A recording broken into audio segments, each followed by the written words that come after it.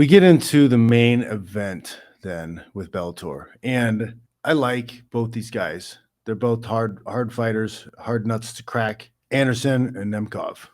Nemkov has done some outstanding stuff in the Bellator light heavyweight division. And Anderson, I felt like he got mistreated by the UFC. I don't think they treated him as the diamond in the rough that he is. I think he was a very good fighter. I don't think they gave him the push that they could have.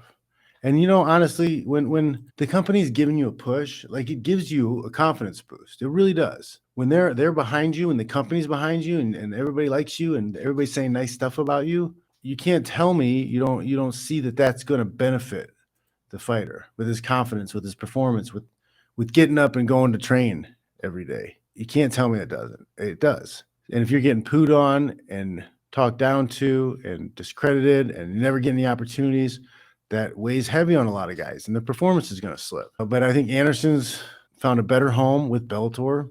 I don't know if he'll make as much, and his potential to make as much as he would as a UFC champion isn't there, which is garbage. Their first fight, right? Nemkov and Anderson's first fight ended in incidental headbutt, which left a big cut in Nemkov's dome, and they had to stop the fight.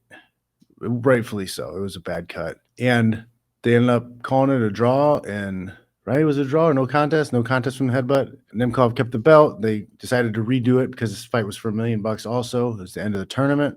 I think promotional wise, Bellator did the right thing. Bravo, doing that, and put this fight back on together. In the first fight, Anderson, I thought, was dominating. Anderson was looking really good, but it was only a short period of time. We don't know if Nemkov would have flipped that switch and started shutting down the takedowns and lighten up the stand-up. We don't know. It looked, though, that Anderson was going to win that fight. I must say, watching that fight, I thought Anderson was going to win. Corey Anderson was going to win that fight. Replay back to the second fight. Going to the second fight, Anderson was just a step behind, just a step off. He was really struggling to get the takedowns. When he did get takedowns, he wasn't able to control and cover and keep the takedown. That's one of the things I have an issue with, which is many things. I have many issues with many things, is the fact that, the announcers say, oh, well, he didn't get any takedowns. Well, I was like, by what criteria? What criteria are you saying that in? Because in freestyle, you don't have to control the guy to the ground. You don't have to control him. If you expose him, turn his back, whatever, you're automatically going to get the takedown points.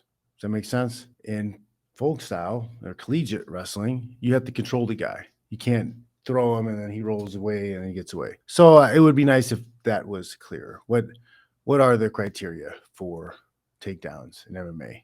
I'd like to know. Danny Arnold says the power of spoken words is huge. We don't really notice it unless we're consciously paying attention to it. But being told regularly you're doing a great job really motivates you and keeps you going. It does. It does. I'm sorry, but good job, bud. Nice work. Like, even when I say little things like that to the kids, little nods. Hey, nice, thumbs up. It matters. It brings you up. It brings you up. It feels nice. We like to feel nice. Men, we like to feel nice. Sometimes we don't get very many compliments, right? Ladies, if you're watching, give a compliment to a guy sometime. Watch you. That'll make his day. That'll make his decade, because it may be the only nice thing that somebody says to him in 10 years. Hey, bud, you worked really hard on that. It came out really nice.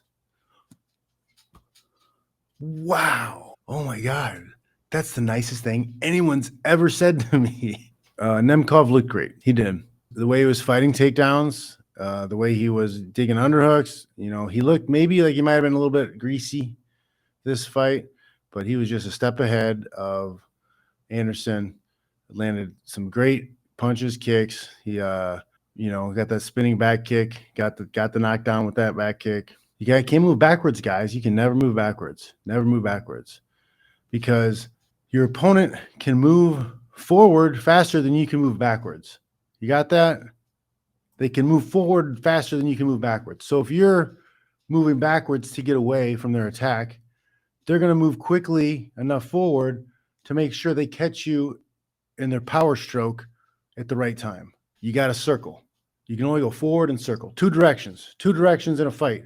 Forward and circle, right? You can left to right on a circle, forward and circle, because that spinning and the other stuff, if you circle away from it, You miss that power range. You're out of it. You circle into it, you smother it. You move straight back, you end up backing up right to where he wants to throw it. MMW saying Nemkov has a nasty jab. He's got a lot of really great tools. He's a good fighter. He's a good fighter. But this is one of the tragedies of the farce of the sport of MMA today. We're not going to get to see him fight guys in the UFC unless he leaves Bellator, unless he vacates the belt to Bellator, finishes his contract there, and goes and signs with the UFC. That's garbage.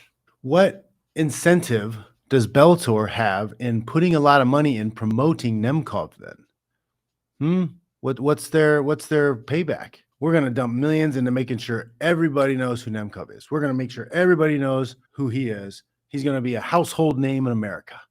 We're going to do it. We're going to spend $10 million to make sure everybody knows who Nemkov is. He's going to leave. He's going to leave. He will never make as much money in Bellator as he will in the UFC. Independent titles, guys. Independent titles. Independent rankings. That's what we need. You're not wrong, Randy C. Says Bellator doesn't really promote fighters or even their company well. You're not wrong.